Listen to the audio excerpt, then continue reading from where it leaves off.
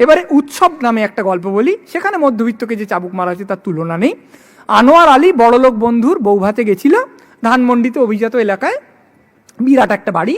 সেখানে গেছিল নেমন্তন্ন খেতে, আর এই রকম এলিট পরিমণ্ডলে সে মেশে না, গেছিল কিন্তু আসলে সে গেছিল মেয়ে দেখতে, ভালো ভালো মেয়ে দেখবে। কি সুবিধা হবে স্ত্রীর সঙ্গে সঙ্গমের সময়, এই মেয়েদের যদি কল্পনা এনে ফেলতে পারে সঙ্গমটা একটু উত্তেজনাময় হবে।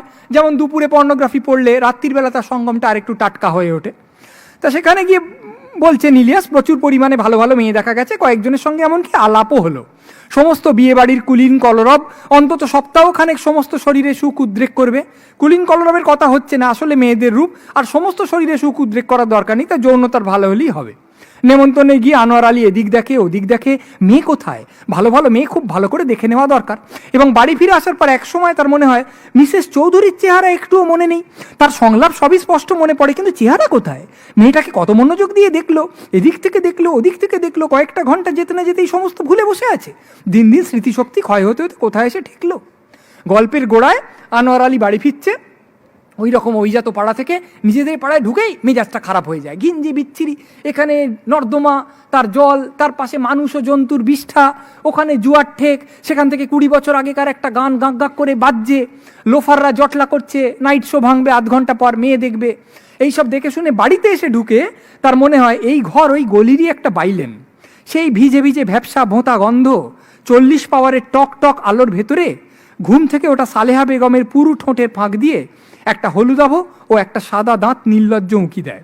সালেহা বেগম তার স্ত্রীর ঠোঁটের কোণে লালার আভাস, সমগ্র মুখমণ্ডলে গ্রাম্যতা, কেবল গ্রাম্যতা তোতলায়। এবার আমি একটু বাদ দিয়ে পড়ি, এর পরের উদ্ধৃতিগুলো তো তাই করব। সালেহার ঘুম ঘুম হাসি এড়াবার জন্য আনোয়ার আলী উল্টো দিকে মুখ করে দাঁড়িয়ে লুঙ্গি পড়তে থাকে। তার ক্ষোভ হয়, এই মেয়েটা বছরখানেক হলেও তো কলেজে পড়েছে, বিয়ের আগে এমনকি একটু প্রেম মতনও করলো, অথচ এমন জবুথবু হয়ে থাকে কেন? শাড়ির ভেতর বুক নেই, পাছা নেই, দিনরাত হেঁটে বেড়াচ্ছে একটা বেঢক কোলবালিশ। সে অভিজাত মেয়েদের সঙ্গে নিজের বউকে তুলনা করছে।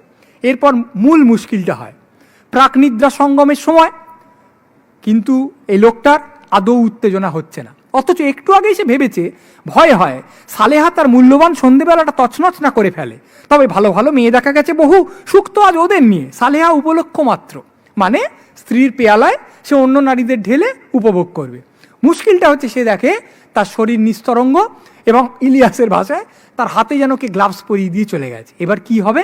হঠাৎ পাড়া থেকে বিরাট একটা গোলমাল শুরু হয়ে যায়। কি হচ্ছে দেখে আসার জন্য এবং স্ত্রীর কাছে লুকোবার জন্য যে তার উত্তেজনা হচ্ছে না, সে বারান্দায় গিয়ে দাঁড়ায়। সেখানে দেখা যায় এক কুকুর ও কুকুরির সঙ্গম চলছে, এবং ঘিরে দাঁড়িয়ে লোকেরা অশ্লীল কথা বলছে, যাচ্ছে তাই ইঙ্গিত করছে, হই হই একটা যাচ্ছে তাই হররা চলছে। এইবার সে ফিরে এসে দরজা বন্ধ করে, গাঢ় স্বরে বউকে ডাকে, এবং তার উত্তেজনা হয়, সে সঙ্গমে লিপ্ত হয়। এইখানে যে কৌতুকময় চাবুকটা ইলিয়াস মারছেন, সেখানে উনি বলছেন যে একজন মধ্যবিত্ত পুরুষ তার কল্পনাতেও একজন অভিজাত উচ্চবিত্ত নারীকে নাগালের মধ্যে পাবে না, তার সেই মুরদ নেই। এমনকি যৌন ফ্যান্টাসির ক্ষেত্রে, যৌনতার মতো একটা কাঁচা আমিষ জান্তব ক্ষেত্রেও সে নিজের শ্রেণীকে অতিক্রম করতে পারবে না। সে একটা কুকুরের সঙ্গম দেখে উত্তেজিত হবে, তবু তার মনে হবে না যে অভিজাত উচ্চবিত্ত কোনো নারীকে সে নির্লজ্জা ও সমর্পিতা হিসেবে নিজের কাছে পেতে পারে। এইখানে আরেকটা গল্প বলি, সেটার নাম হচ্ছে চিলে কোঠায়। সেখানে একটা ছেলে বাসে যেতে যেতে একটা মেয়েকে অনেকক্ষণ ধরে দেখেছে, মেয়েটার মুখে সোফিয়া লোরেনের আদল দেখতে পেয়েছে, মনে মনে নাম দিয়েছে সোফিয়া। এইবার ফিরে এসে চিলে কোঠায় খাটে শুয়ে পাজামা নামিয়ে সমেহন শুরু করছে। এবার তার ফ্যান্টাসিটা কি? ইলিয়াস লিখছেন, আচ্ছা এমন তো হতে পারে ওই স্টপেজেই আমিও নেমে পড়লাম, মানে মেয়েটা বাস থেকে যে স্টপে নামবে তার ফ্যান্টাসিতে সেই স্টপেই ছেলেটাও নেমে পড়ছে। মেয়েটার সঙ্গে আমিও কিছু দূর গিয়েছি, ও সামনে সামনে যাচ্ছে, সাদা ঘাড় কি সুন্দর লাগছে পেছন থেকে।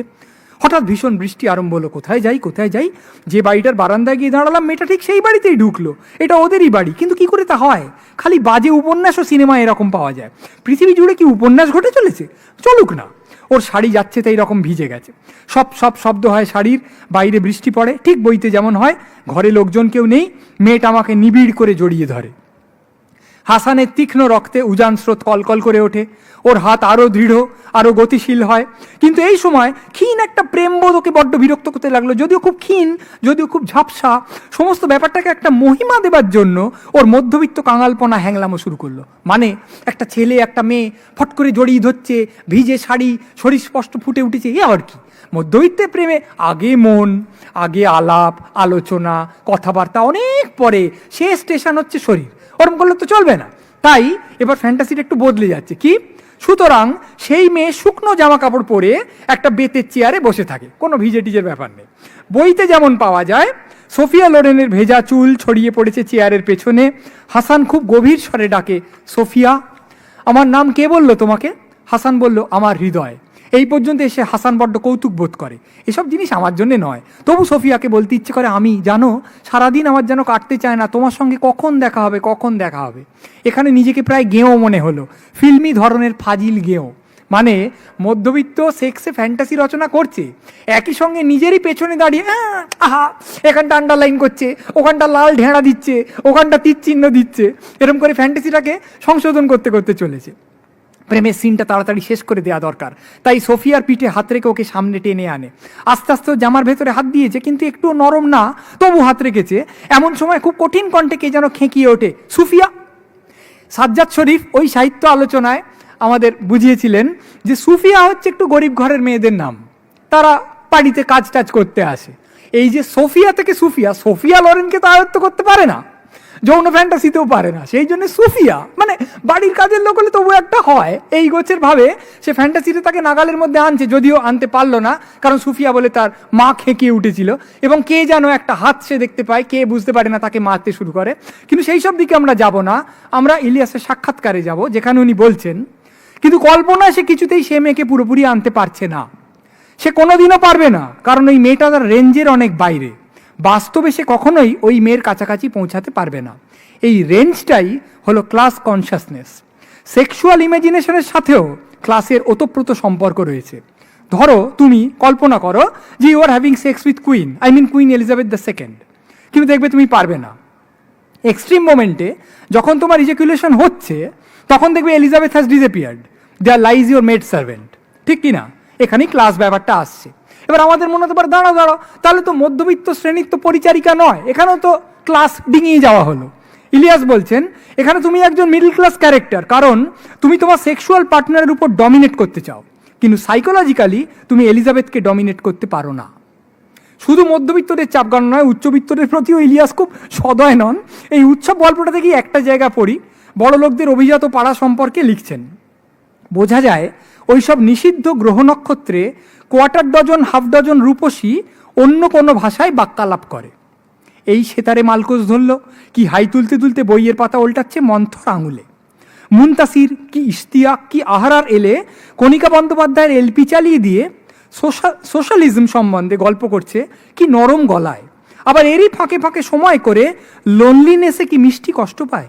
তখন আর উপায় থাকে না, পুরো 2 ঘন্টা এয়ার কন্ডিশনের উপর ফুল স্পিডে পাখা চালিয়ে ডিউক এলিংটন শোনে। লক্ষ্য করতে হবে, নিঃসঙ্গতায় কষ্ট পায় না, কিন্তু উচ্চবিত্ত তো লোনলিনেসে কষ্ট পায়।